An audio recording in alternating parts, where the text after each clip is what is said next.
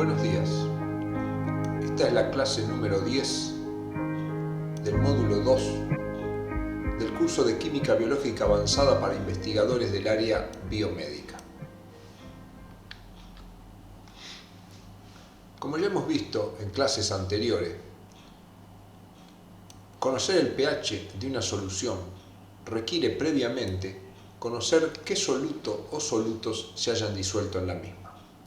Así, en este esquema resaltado en color amarillo, tenemos las diferentes sustancias que pueden encontrarse solas o en conjuntos dentro de una solución.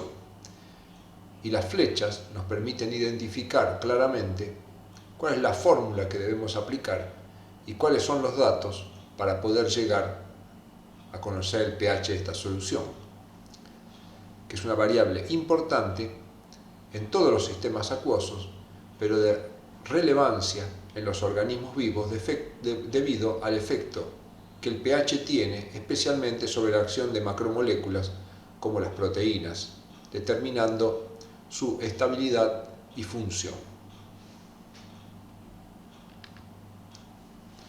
Entre los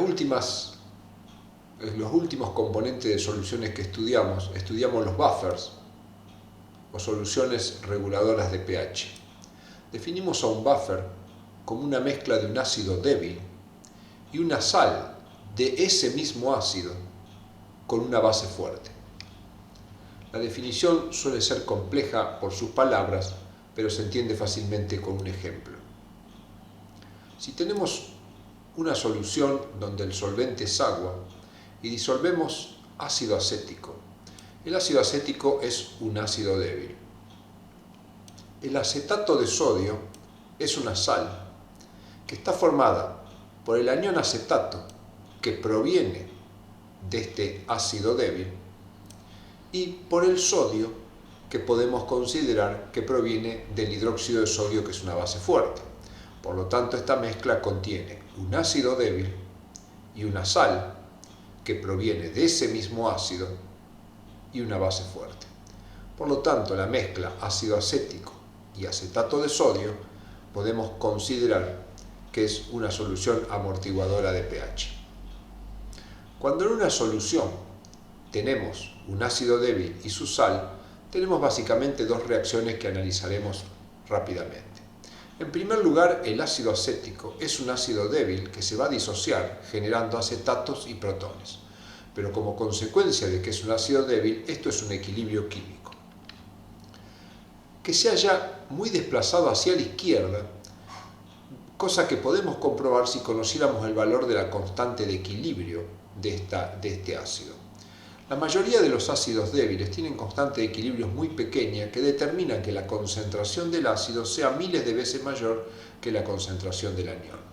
Por lo tanto, refiriéndonos al ácido, podemos considerar que prácticamente todo el ácido débil se va a encontrar como ácido y nada se va a encontrar como acetato.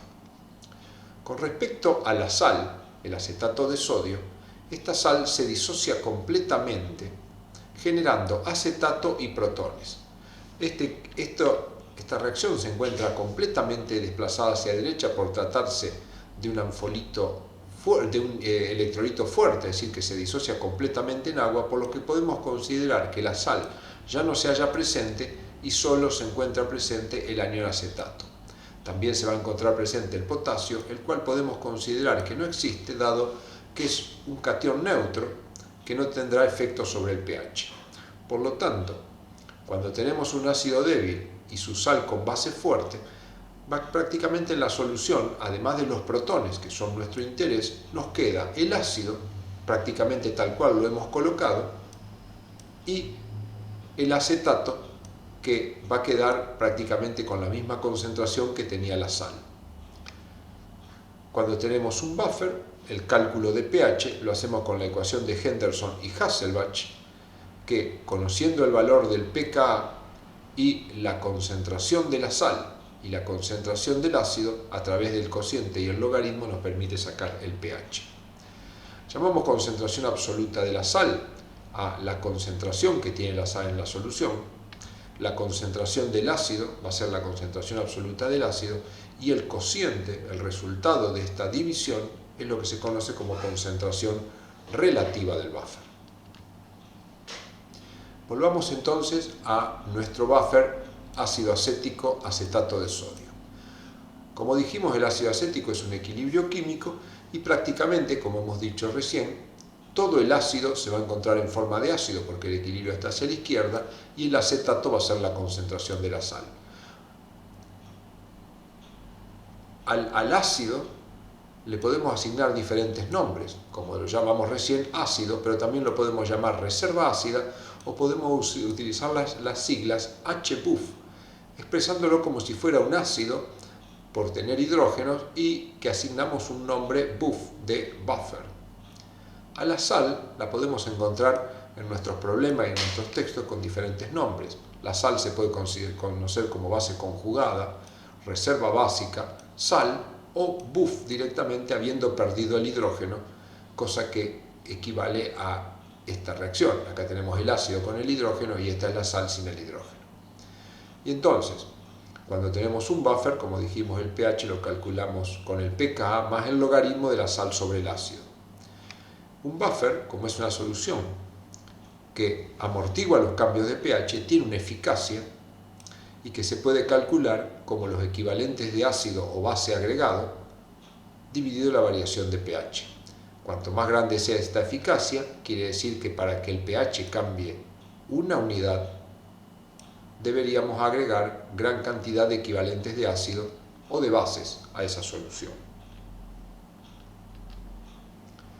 Ahora comenzaremos a trabajar con los buffers en los seres humanos y trabajaremos en principio con los buffers de la sangre. Las sustancias están listadas en esta diapositiva. A la izquierda tenemos los ácidos o reservas ácidas y a la derecha las sales o reservas básicas.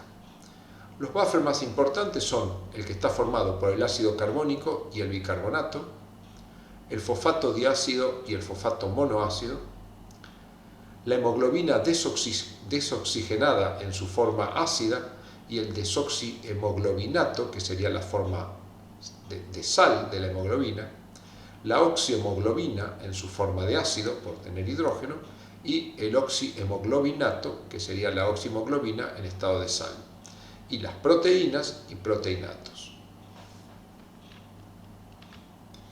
Estos buffers los podemos escribir a través de sus reacciones. El ácido carbónico se disocia para dar bicarbonato y protón, el fosfato diácido para dar fosfato monoácido y protón, y así sucesivamente.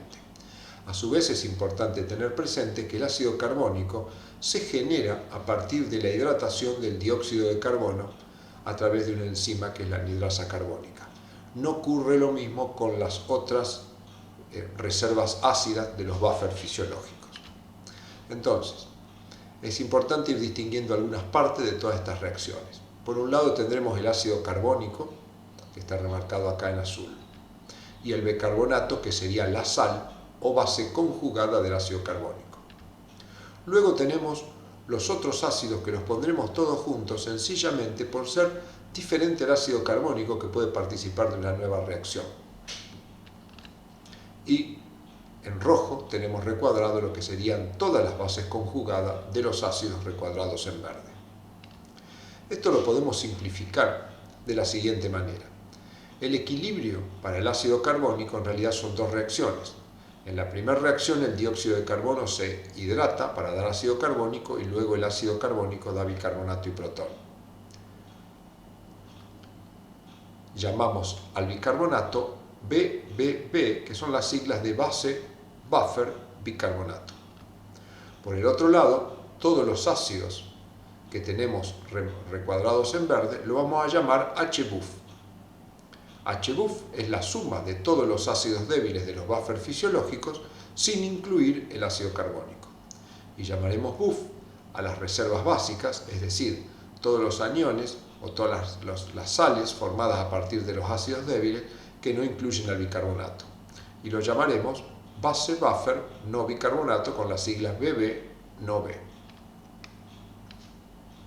Entonces, con el mismo color, lo que tenemos acá abajo es una simplificación. Con el mismo color, cuando enfrentemos tendremos el ácido carbónico el bicarbonato, que podremos encontrar como BBB, los HBUF, que serían los ácidos débiles de todos los buffers que no incluyen el ácido carbónico, y los BUF o BB no B, que serían todas las sales o bases conjugadas que difieren del bicarbonato.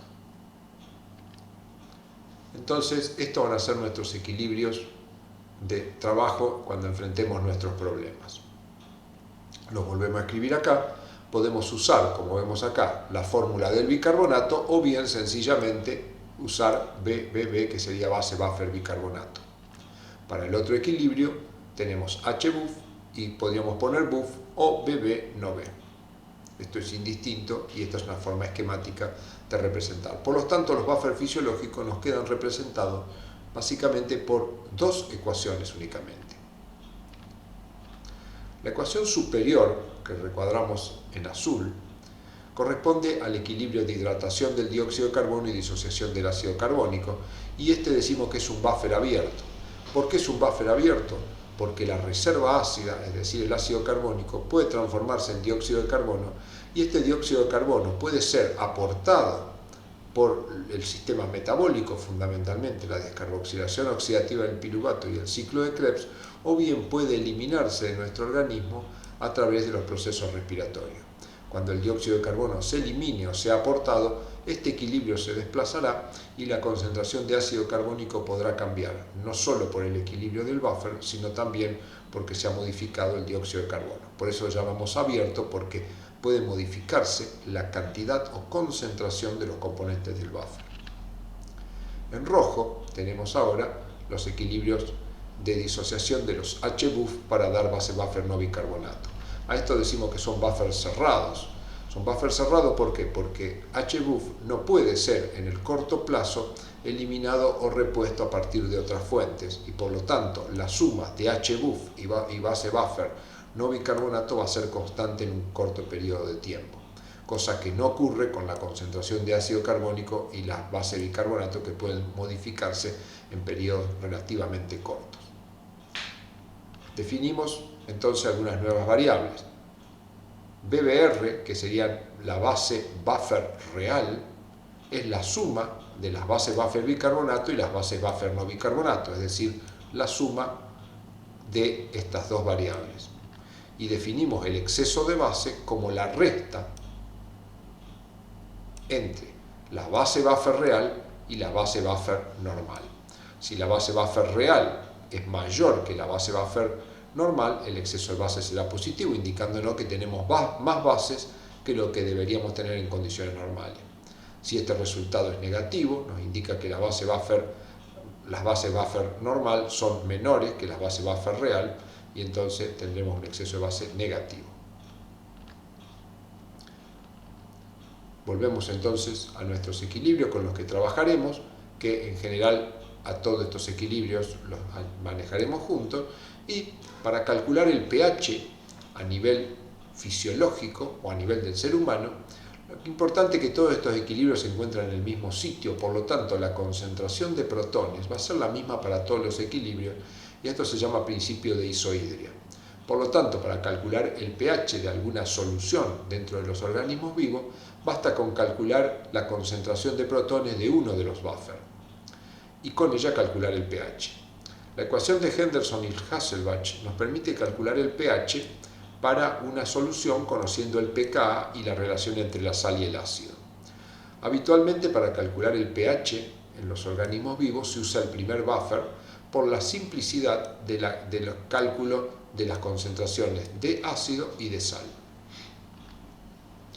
Una ley nos permite simplificar aún más la situación a nivel experimental. La ley de Henry establece que la concentración de un ácido, en este caso el ácido carbónico, es directamente proporcional a la presión de dióxido de carbono.